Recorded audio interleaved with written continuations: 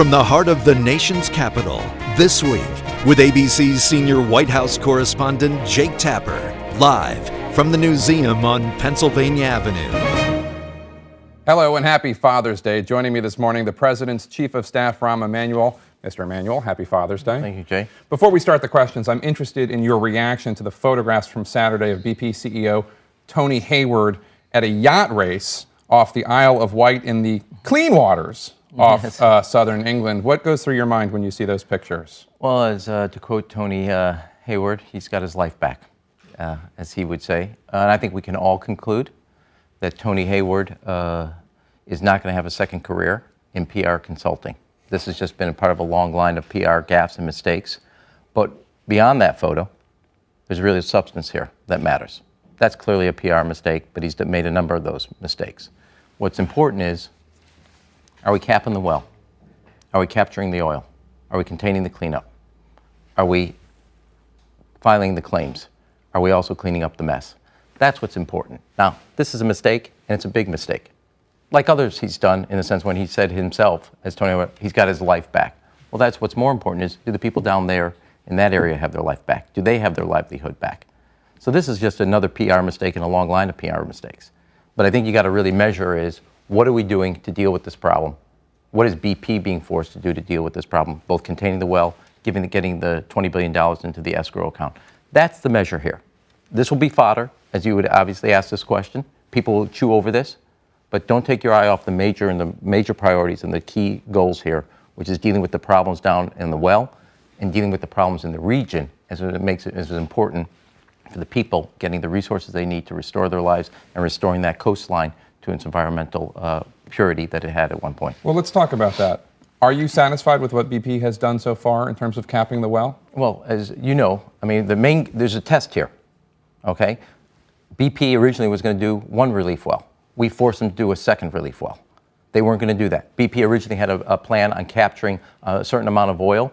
We forced that, as you know, today's reports, they're up to 25,000. By the end of June, we forced them by making them do different things to get up to 50,000 barrels a day. And by mid-July, we think we'll be able to get them to a point to be capturing 90% of that. And those relief wells, by August, do you think they're going to be working? And by, wait a second, and by also, Jake, is they originally weren't thinking about $20 billion, and they originally weren't thinking about an escrow account and forcing them to do that. There are certain things that they had to be pushed, not certain things, a lot of things that they had to be pushed to do, and pushed to do faster, more of. And so when you ask me, do we think the wells will work, their original plan was only one.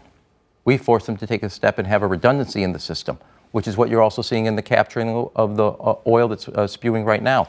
They had a system in place, not extensive enough, not fast enough, and so we've made them go from 25 to 50,000 barrels by the end of this month, and we think by mid-July, basically making them pick up their game, they can get to 90%.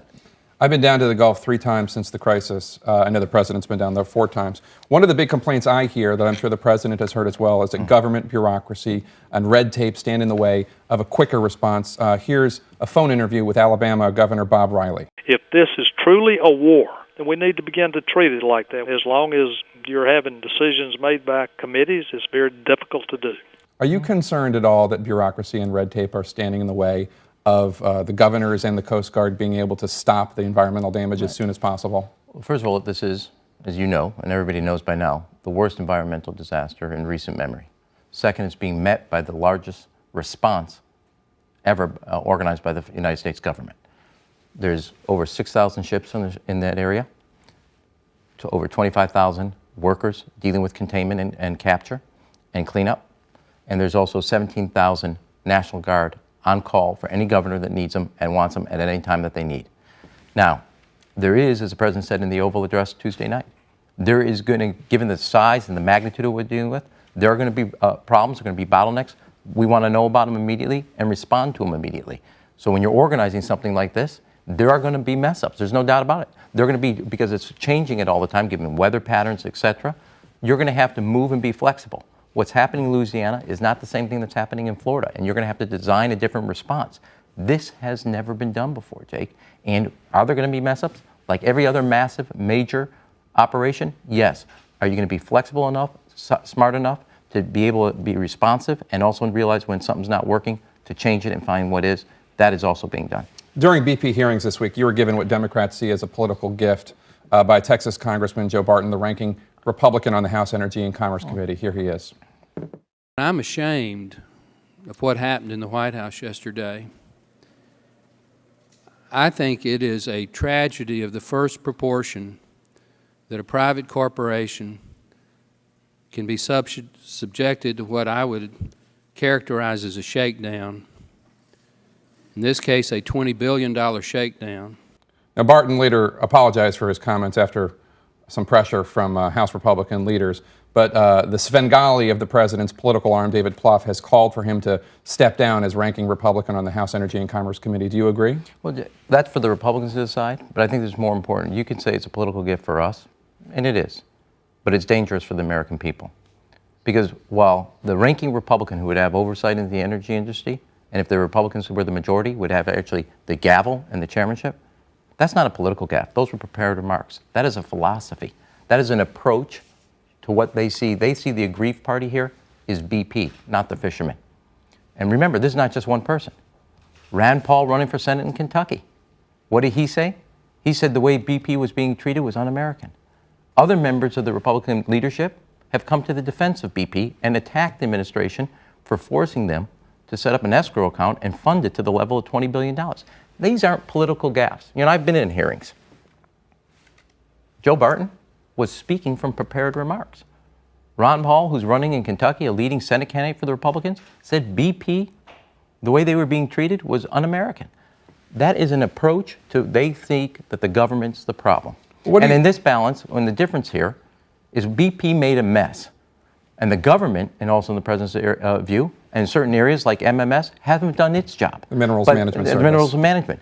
But the approach here, expressed and supported by other voices in the Republican Party, sees the aggrieved party as BP, not the fishermen and the communities down there affected. And that would be the governing philosophy. And I think what Joe Barton did is remind the American people, in case they forgot, this is how the Republicans would govern. What do you say to when you hear criticism that this administration has used too many strong-arm tactics when it comes to dealing with big business, whether it's health insurance companies or Wall Street firms or the U.S. auto industry? Yeah. Well, first of all, it's had a different approach based on the situation.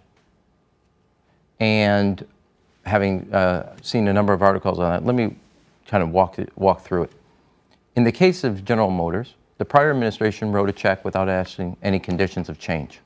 We said without a check from the American people to get yourself right, you've got to make fundamental change.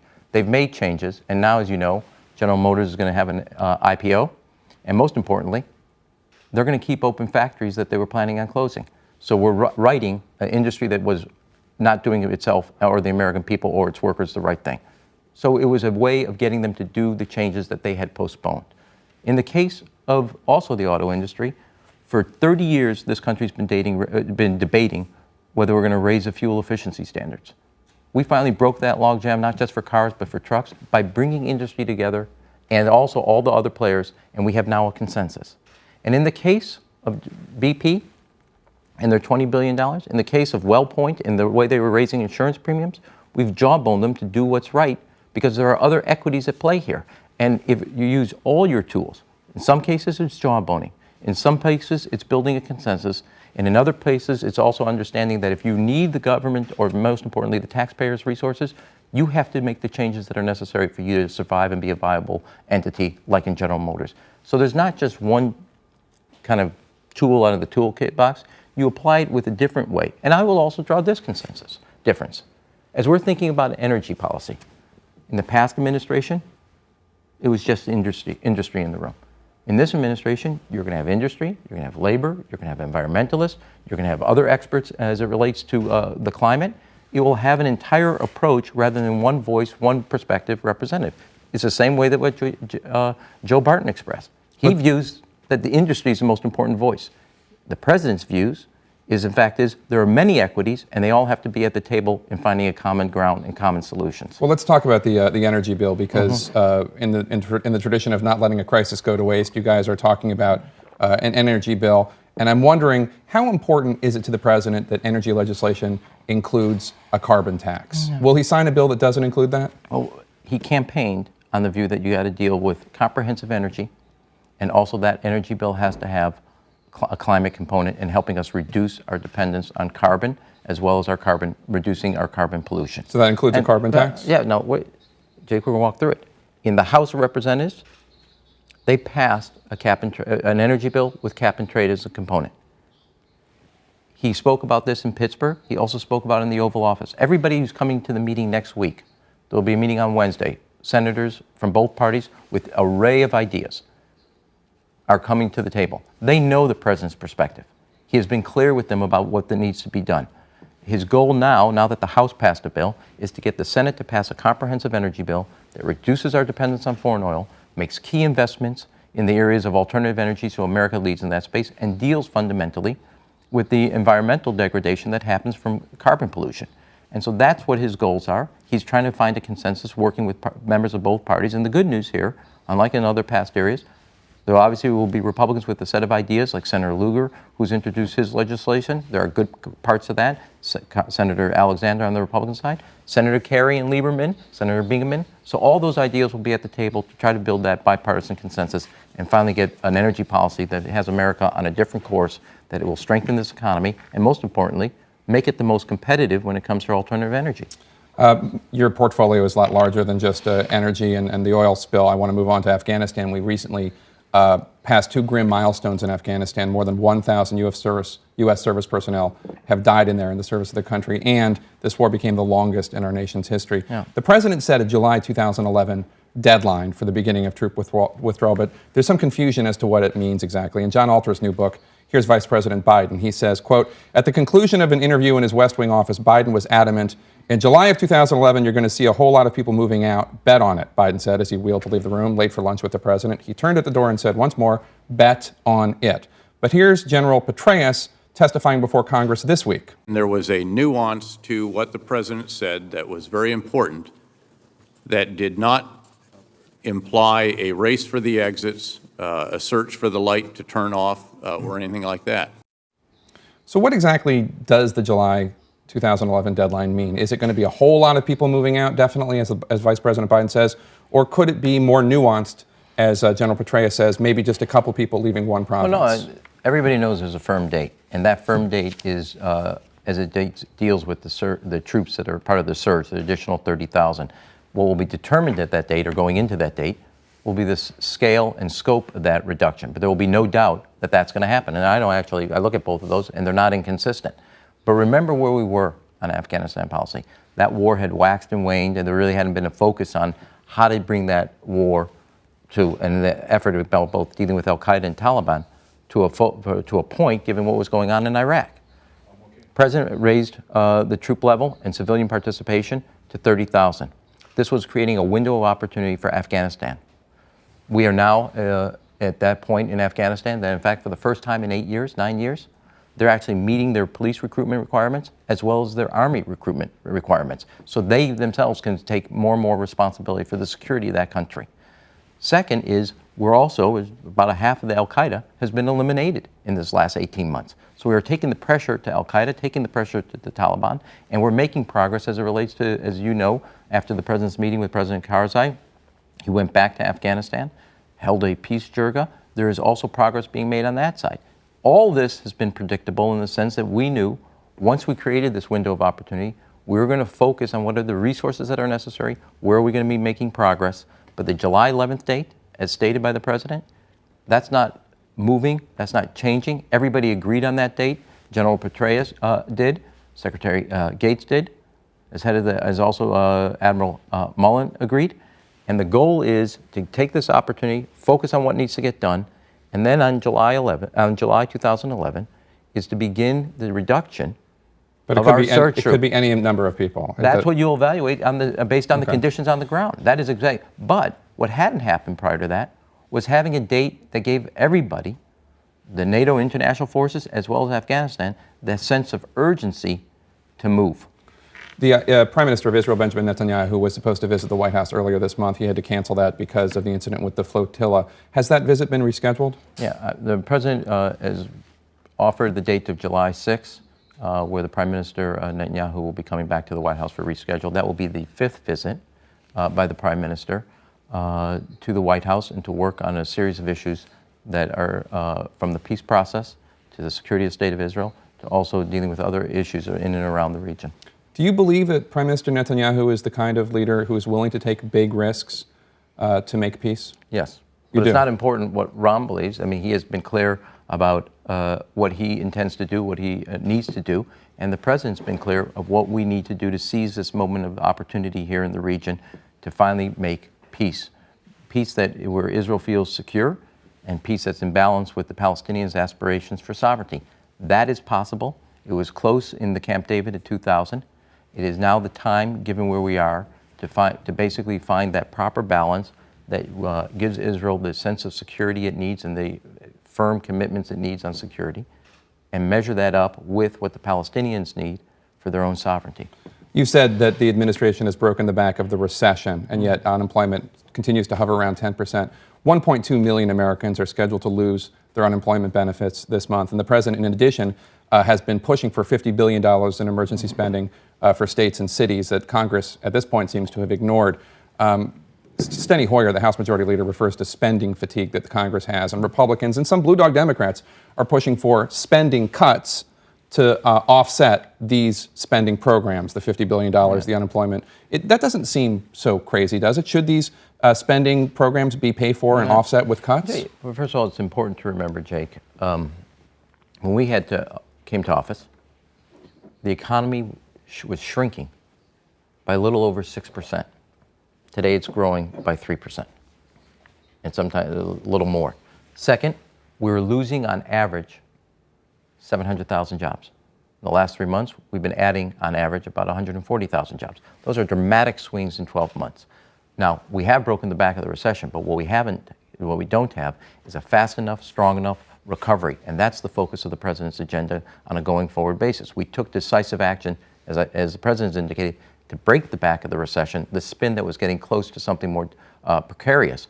But this recovery is not strong enough for the American people, not adding jobs quick enough. As you saw, the President spoke just the other day about the 10,000th construction project that will be going on. What are the steps that are necessary? First and foremost, pass a comprehensive energy bill. Second, we're in the closing days of getting a comprehensive, sweeping financial regulatory reform to give the market certainty. Third, the House just passed just this week, and he's called on the Senate to take it up, which they will in due time, is a small business lending bill. And third, one of the headwinds for the economy is the fact that state and local governments, facing their own financial situation, are laying off teachers. And it is the President's view that it's better to have teachers in the classroom than on the unemployment lines. We have to help those communities in this particular window of time to help teachers stay in the classroom, not make those cuts. They add to the unemployment when they have a responsibility in that classroom. And in the long-term basis, as the President said, and this is a matter of sequencing, we have got to deal with our fiscal condition as a country and our long-term fiscal situation. We have taken certain steps, like instituting a pay-as-you-go rule that had been in absence for 10 years in Washington, which was responsible for one of the reasons we added the largest amount of debt in the nation's history and in the shortest period of time. But today's steps, what the economy needs, is to take critical steps in making sure that we're dealing with our energy policy, small business lending, and making sure teachers stay in the classroom rather than on unemployment lines. The National Public Radio poll this week of voters in 60 competitive Democratic-held congressional districts by Stan Greenberg, who did the polling for you when you took back the House in 2006, had some bad news. Which statement comes closer to your own view? President Obama's economic policies helped avert an even worse crisis and are laying the foundation for our eventual economic recovery, 37%. President Obama's economic policies have run up a record federal deficit while failing to end the recession or slow the record pace of job losses, 57%. How many Democrats are going to lose their seats because of the president's policies? Jake, first of all, midterm elections are always bad for the party in power. Second Those of all, are some bad numbers, though. But I will tell you this. I do know politics well enough to say this. Anybody that tells you sitting here in the middle of June how many the number is doesn't know anything about politics. That's simple as that, because there's a lot to happen here. By way of example, elections are choices. Okay? There's a choice that Joe Barton just offered the American people, a philosophy for the Republican Party, which is that BP is the aggrieved party. Rand Paul in Kentucky Other members of the Republican leadership, some members of the Republican leadership think that we don't need any reforms on Wall Street. Now that they've gotten back some of their financial help, we don't have to change any of the rules. We don't have to bring in another level of transparency as well as enforcement. That's a governing philosophy. In the coming weeks, you'll see the president speak to the country about those competing different philosophies. That is, do you have only the energy executives in the room, or do you have energy executives, environmentalists, and other people from the venture capital community to come to a consensus on energy policy? Do you think that BP is the aggrieved party here? Do you think that Wall Street should be left alone and not have any reforms? Elections are about choices. Those are what's fundamental. There's a difference in our philosophies. And not only our philosophies, how we make sure that America strengthens its economy. Joe Barton and the Republican and major voices in the Republican Party just told you their view. And in case you forgot what Republican governance was like, Joe Barton reminded you.